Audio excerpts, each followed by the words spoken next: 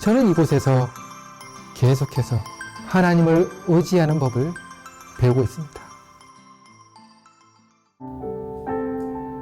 안녕하세요. 안식일이 시작된 이 저녁 시간 세계 선교 주간 그 6번째 베트남을 가다 순서에 참여하시는 모든 분들을 환영합니다.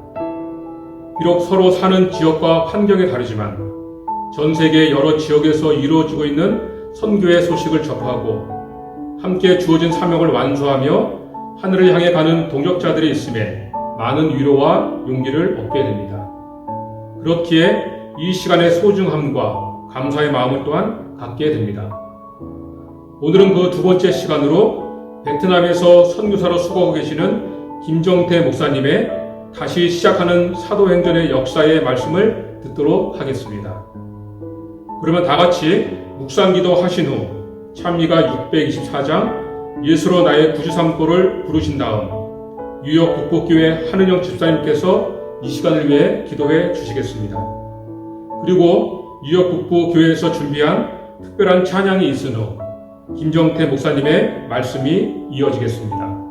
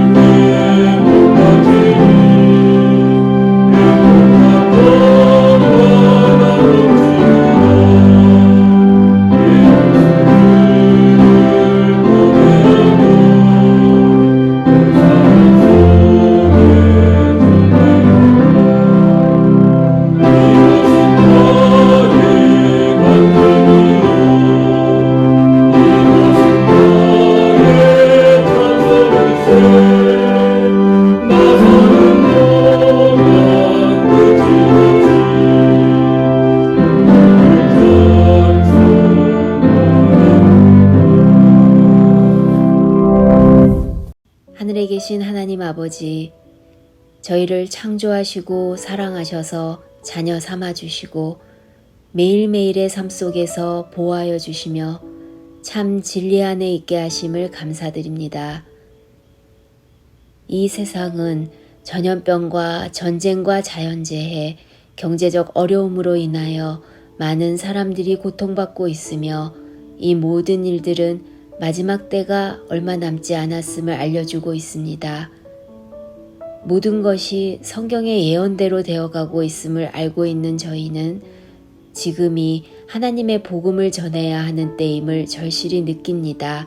잠시도 지체하지 말고 복음을 전할 수 있도록 성령님 함께하여 주옵소서.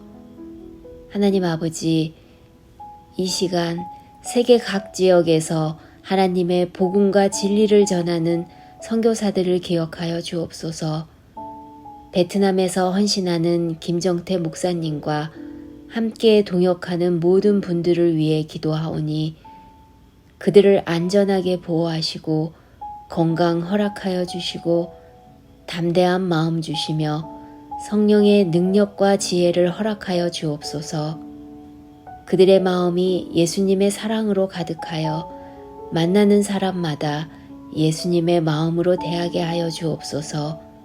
그분들의 삶 속에 있는 예수님을 보고 많은 영혼들이 주께로 돌아오는 놀라운 역사가 일어나게 하여 주옵소서. 사업 중에 생기는 여러 가지 어려움이 있을 줄로 아오니 문제들을 속히 극복할 수 있도록 모든 필요를 채워주시고 재정적으로도 어려움 당하지 않게 하여 주옵소서. 저희 또한 끊임없는 기도와 재정 후원으로 보내는 선교사가 되어 복음 사업에 함께하게 하여 주옵소서. 하나님 아버지, 베트남에 전도의 문을 열어 주옵소서. 모든 사업이 주 안에서 형통하게 하여 주옵소서. 저희가 지금 간구하옵는 것은 우리의 의로 하는 것이 아니요 예수님의 의를 의지하여 함이오니 저희의 기도와 간구를 들어주옵소서. 주여, 속히 오셔서 하나님 나라가 임하게 하여 주옵소서. 거룩하신 주 예수 그리스도의 이름 받들어 간절하게 기도드립니다. 아멘.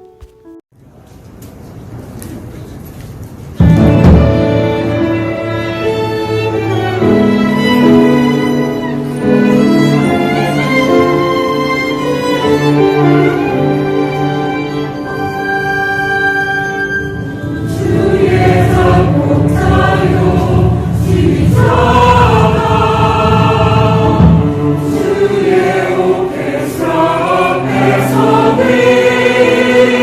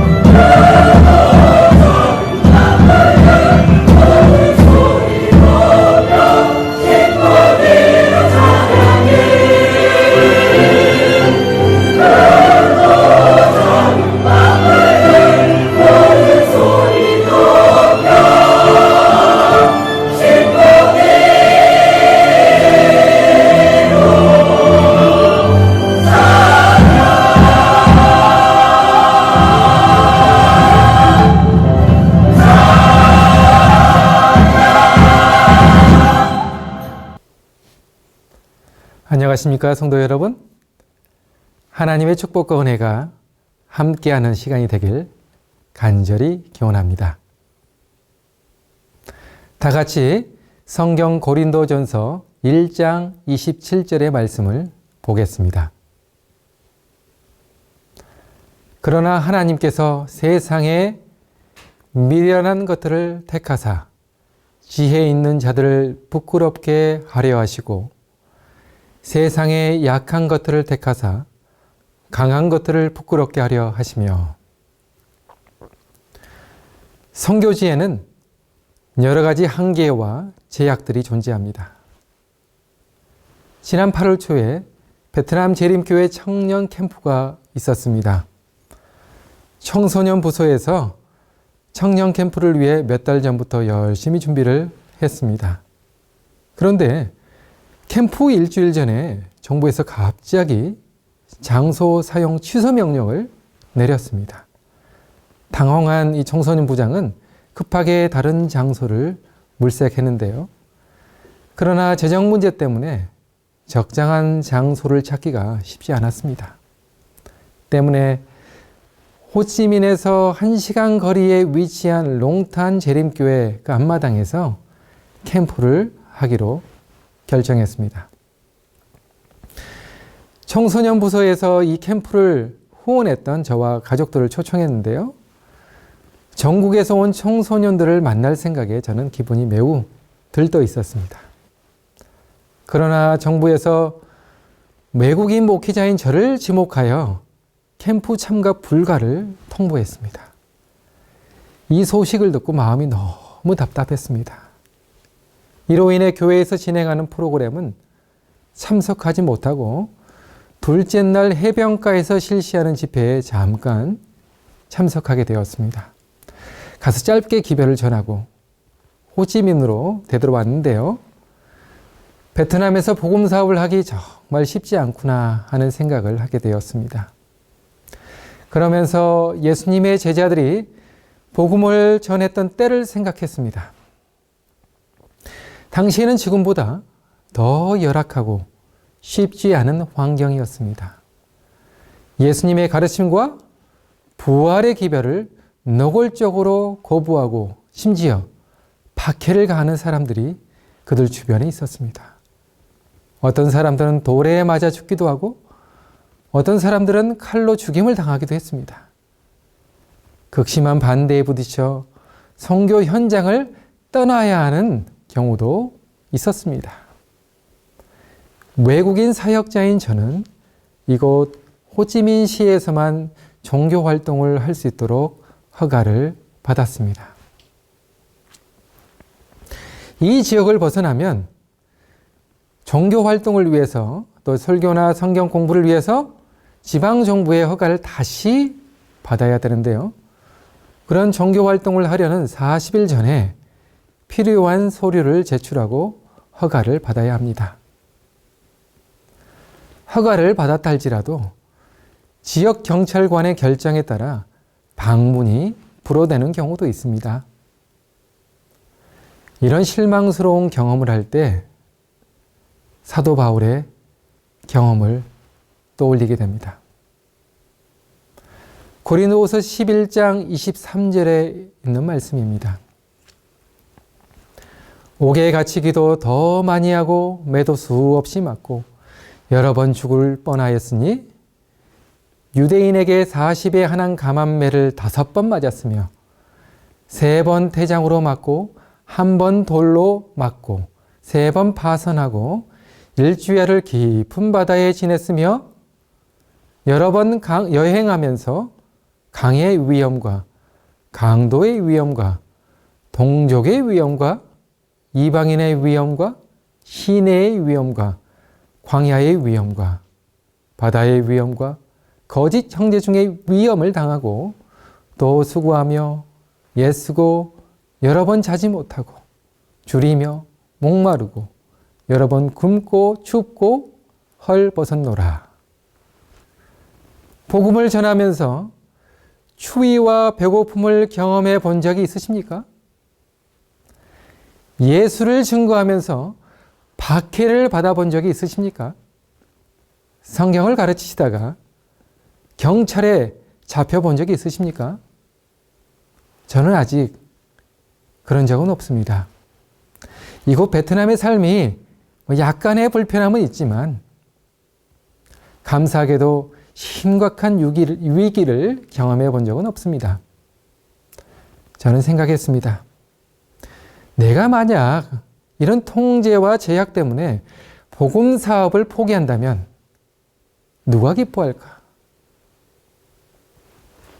사도 바울과 그의 동료들은 이런 고난과 박해에도 불구하고 복음 사업을 포기하지 않았습니다. 오히려 사도 바울은 이렇게 고백합니다. 고린도후서 11장 28절입니다. 이 외의 일은 고사하고 나 아직도 날마다 내 속에 눌리는 일이 있으니 곧 모든 교회를 위하여 염려하는 것이라.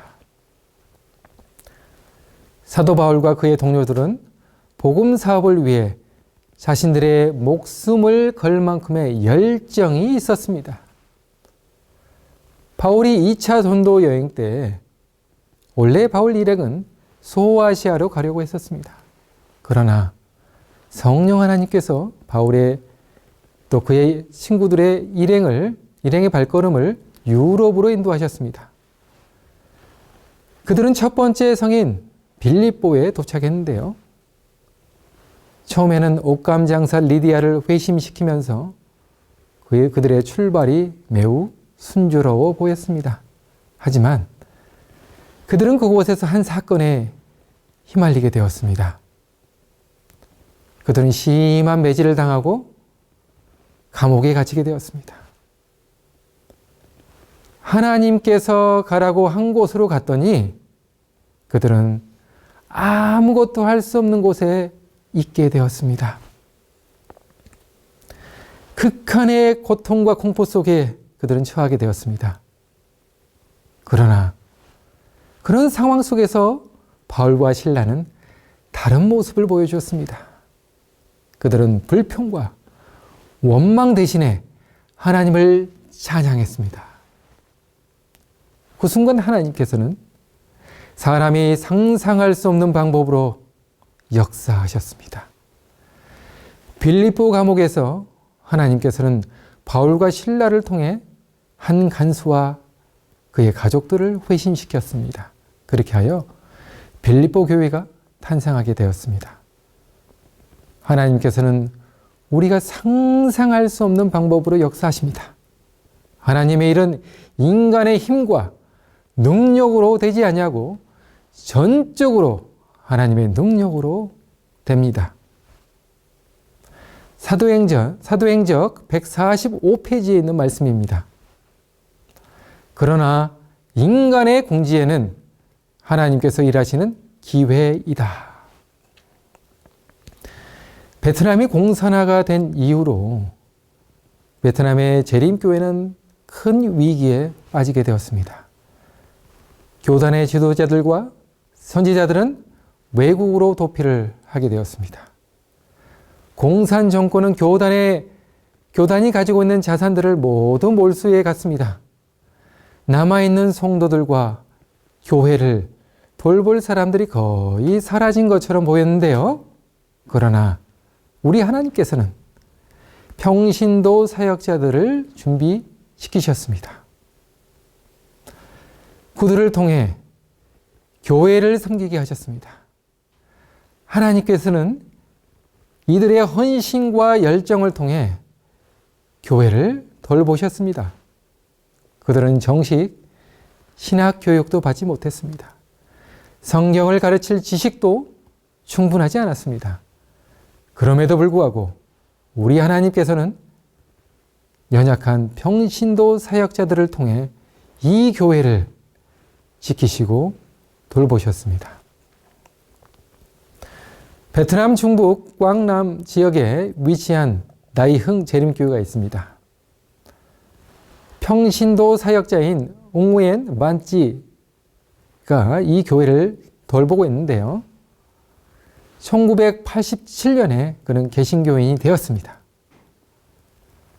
근데 그가 얼마 후에 재림교회 사역자를 만나게 되었고 또 그를 통해서 재림 기별을 소개받게 되었습니다. 웅우엠 반찌는 그 사역자로부터 재림교회 라디오 채널을 소개받아서 성경을 열심히 심도 있게 연구하게 되었습니다. 마침내 성경 진리를 깨달은 그는 정부기관에서 하던 일을 그만두고 하나님의 교회를 섬기기로 결심했습니다. 당시에는 기독교인이 된다는 것은 큰 불이익을 당하기 때문에 자신의 신앙이나 종교관을 드러내놓고 산다는 것은 거의 불가능했습니다. 그러나 진리를 발견한 그는 당면한 불이익보다 복음에 대한 열정이 더 컸습니다. 때문에 자신의 모든 것을 내려놓고 하나님의 복음 사업에 전적으로 자신을 내맡기게 되었습니다. 당시에는 베트남 정부의 통제로 인해 여전히 공식적인 예배나 선교 활동을 할 수 없는 어려운 상황이었습니다. 그래서 예배를 드리다가 또 집회를 하다가 경찰에 잡혀가서 감옥에 갇히거나 무거운 벌금을 물어야 할 때도 있었습니다. 그러나 이런 힘든 가운데서 그는 그의 신앙을 포기하지 않았습니다. 하나님의 섭리와 인도하심으로 2006년 11월 16일에 지방정부는 다희흥 재림교회의 예배와 선교 활동을 할 수 있도록 허가를 해 주었습니다. 하나님의 은혜로 2022년 다희흥 재림교회는 매주 86명의 성도들이 안식일에 예배를 드리고 있습니다. 지난 3월 대회장님과 함께 이곳 교회를 방문하여 심례식을 거행했는데요. 4분의 소중한 영혼들이 주님 안에서 침례를 받았습니다. 교회의 선교 활동을 돕기 위해 선교비 지원 프로젝트를 통해서 다희흥 재림교회 선교 활동을 지원하고 있습니다. 사도행전의 역사가 이곳 베트남에서 일어나고 있는 것입니다. 똑똑하고 잘난 사람들을 통해 일어나는 것이 아니라 신학 교육조차 받지 못한 주님의 종들을 통해서 하나님의 기적이 일어나고 있는 것입니다. 포기하지 않으면 하나님은 그들을 통해 반드시 역사하십니다. 남동에 위치한 나무어 교회, 재림교회를 섬기고 있는 하주원 목사님이 계시는데요. 그 목사님께서는 부모님으로부터 재림 신앙을 이어받았습니다. 그는 고향교회에서 집사로 신실하게 봉사했던 평신도였는데요. 공산화가 된 이 베트남에서 하나님의 복음 사업을 위해 무엇을 해야 할까 고민하다가 1993년 자신의 고향 연마을에 교회를 개척하게 되었습니다. 하지만 그는 집회가 금지된 시기에 예배를 드렸다는 이유로 무려 7차례나 경찰에 잡혀가 모진 고생을 당하기도 했습니다. 감당할 수 없는 벌금을 부과받기도 했고요. 그럼에도 불구하고 하나님의 복음 사업을 향한 그의 열정을 사그라지게 할 수는 없었습니다. 우리 목사님께서는 자전거를 타고 무려 100km나 떨어진 곳까지 가서 성경을 가르치고 복음을 증거했습니다. 경찰의 감시를 피하기 위해 새벽 5시에 안식일 예배를 드려야만 했습니다. 또한 크리스마스 예배를 위해 새벽 3시에 모여 예배를 드린 적도 있다고 합니다. 교회를 처음 개척했을 당시에 우리 목사님께서는 자신의 집에서 성경을 가르치고 예배를 드렸습니다. 소그룹 활동을 통해서 많은 사람들에게 복음을 증거하고 또 모든 고난과 어려움을 묵묵히 견뎌내며 교회를 섬기고 있었을 때에 2007년 베트남 정부로부터 종교 집회 허가를 공식적으로 받게 되었습니다. 이때로부터 다모어 재림교회는 선교의 탄력을 받기 시작했는데요. 2013년 그는 자신의 집을 홀고 그 자리에 교회 성전을 건축하게 되었습니다.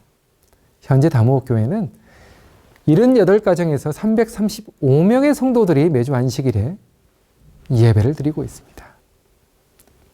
지난 5월에는 25명의 영혼들이 주님을 개인의 구주로 영접하고 침례를 받게 되었습니다. 요한복음 16장 33절입니다. 세상에서는 너희가 환난을 당하나 담대하라.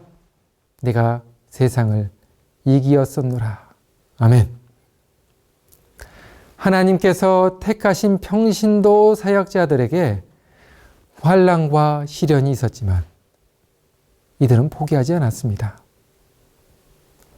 다모어 재림교회 선교 활동을 위해 우리는 염소 프로젝트, 건축 프로젝트, 어린이 장학 프로젝트를 통해서 이 교회의 선교 활동을 돕고 있습니다. 롱안 재림교회를 섬기고 있는 도티꼬라는 평신도 사역자가 있는데요. 그녀는 2012년 53세의 늦은 나이에 재림교회를 접하고 재림교인이 되었습니다. 그녀는 자신이 발견한 진리를 다른 사람들에게 전하고자 하는 간절한 마음을 가지고 있었는데요. 때문에 그녀는 신앙을 받아들이자마자 베트남 남부 메콩강 유역에 위치한 미터 지역에서 2년 동안 전도 활동을 펼치면서 3곳의 지역의 교회를 개척하고 100명의 사람들에게 복음을 전했습니다. 2014년 베트남 재림교회 본부의 요청으로 롱안 지역으로 자리를 옮겨서 교회를 개척했습니다. 올해로 64세인 그녀는 롱안 재림교회에서 열심히 봉사활동을 하고 전도활동을 펼치고 있는데요. 그 교회의 선교활동을 돕기 위해서 구호활동 프로젝트, 건축 프로젝트, 선교자금 지원 프로젝트를 현재 진행하고 있습니다. 베트남 재림교회는 이들과 같은 평신도 사역자들에 의해 성장해 왔습니다. 이들의 헌신과 열정이 공산 정권의 탄압과 박해에도 불구하고 교회를 지킬 수 있는 힘이 되었습니다. 베트남 재림교회는 신학 공부도 하지 못한 채 교회를 위해 헌신하는 평신도 사역자 193명이 이곳에서 열정적으로 봉사하고 있습니다. 하나님께서는 이렇게 연약한 사람들을 통해 역사하시고 당신의 교회를 지키셨습니다. 이들의 헌신과 수고가 없었다면 베트남 재림교회는 많은 어려움을 겪었을 것입니다. 시편 37편 5절의 말씀입니다. 내 길을 여호와께 맡기라.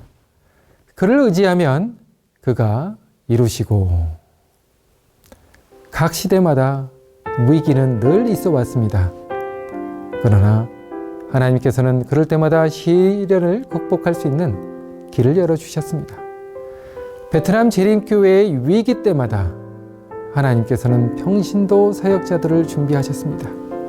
그리고 선교의 암흑기에도 그들을 통해 하나님의 교회를 돌보셨습니다. 여러분들의 모든 길을 여호와께 맡겨보시기 바랍니다. 그분을 의지하면 그분께서 이 모든 것을 이루실 것입니다. 복음 사업에는 위기는 있지만 포기는 없습니다.